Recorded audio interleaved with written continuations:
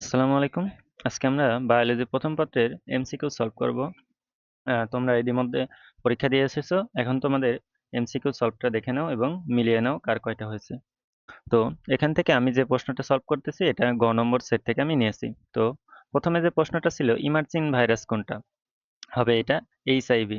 দেন বলা হয়েছে 8S মানের একটি রাইবোজোমের একটি উপসেট 40S হলে অন্য উপসেটটি কত হবে? এটা হবে 60। দেন তারপরে তোমাদের দেওয়া ছিল দ্বিতীয় অধ্যায় থেকে যে উদ্দীপকের সি অর্থাৎ এই যে এখানে একটা সি আছে, বলা হয়েছে এখান থেকে টান দিয়ে বলা হয়েছে সি অংশের মাধ্যমে কি ঘটে।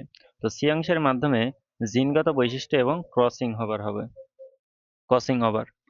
দেন তারপরে বলা হয়েছে যে উদ্দীপকের কোন ধাপে কোন উদ্দীপকে অর্থাৎ ক্রসিং ওভার যে এটা কোন উপধাপে সংঘটিত হয়? এটা হয় প্যাকাইটিং উপধাপে। কোলেস্টেরল কোন জাতীয় পদার্থ? এটা লিপিড। ম্যালেরিয়া পরজীবীর কোন দশায় মায়োসিস ঘটে? ম্যালেরিয়া পরজীবীর ওসিস্ট এই দশায় মায়োসিস সংঘটিত হয়। দাঁত রোগের জীবাণু নিচের কোনটি? ট্রাইকোফাইটন। এটা হচ্ছে গিয়ে তোমার দাঁত রোগের জীবাণুর নাম। ধান গাছের একটি পুষ্প কয়টি পুংকেশর? এটা মোট 6টি পুংকেশর থাকে এবং এটা পোয়েসি গোত্রের। কেলভিন চক্রে কার্বন ডাই অক্সাইড এটা গ্রহণ করে কোনটা? রুবিস্কো এনজাইম, যেটা আরইউ বিপি। দেন তারপরে ইকোসিস্টেমে ছত্রাক হলো একটি বিয়োজক।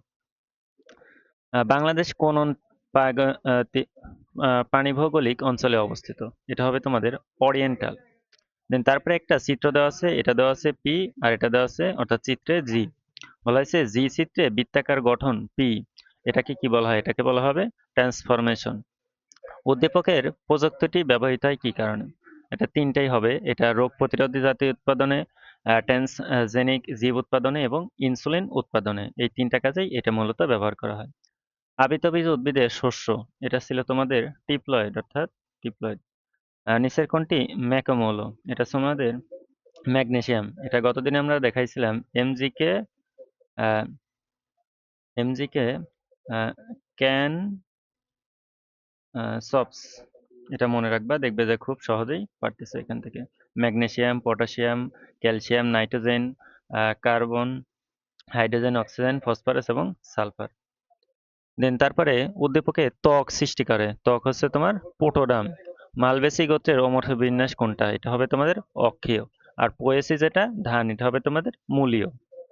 লাইকেন, লাইকেন এটা তোমাদের ছিল যে লাইকেন অর্থাৎ শৈবাল ও ছত্রাকের মিথজীবিতা অবশ্যই, অনুর্বর স্থানে জন্মাতে পারে অবশ্যই এবং মাটি তৈরিতে ভূমিকা রাখে। এটা অ্যান্সার হবে তিনটাই। কোনটিকে আণবিক কাছে বলা হয়? এটাকে হলো এন্ডো নিউক্লিয়াস, রেস্ট্রিকশন বা এন্ডো নিউক্লিয়াস। মাইটোসিস বিভাজনে অ্যানাফেজ দশায় মেটাসেন্ট্রিক নিচের কোনটা আকৃতি? মেটাসেন্ট্রিক, সাবমেটাসেন্ট্রিক, অ্যানাসেন্ট্রিক এগুলো ছিল। তো এখান থেকে তোমাদের মেটাসেন্ট্রিক ছিল ভি আকৃতির।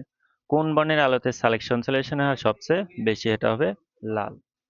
দেন তারপর একটা চিত্র দেওয়া আছে, বলছে উদ্দীপকের প্রতিনিধিত্বকারী উদ্দীপকের ক্ষেত্রে কোনটি প্রযোজ্য? অর্থাৎ উদ্দীপকে যেটা দেওয়া আছে এই প্রতীকটা তোমাদের কি হবে?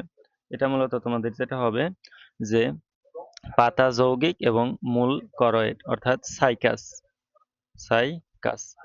দেন তারপরে বলছে উদ্দীপকের এ, এই যে এ গোল্লাটা এটা কি? এটা হচ্ছে গিয়ে তোমাদের ডিম্বক এবং ডিম্বক থেকে কি পরিণত হয়? ডিম্বক থেকে হয় বীজ। রিডিউসিং সুগার এটা হবে তোমাদের গ্লুকোজ C6H12O6।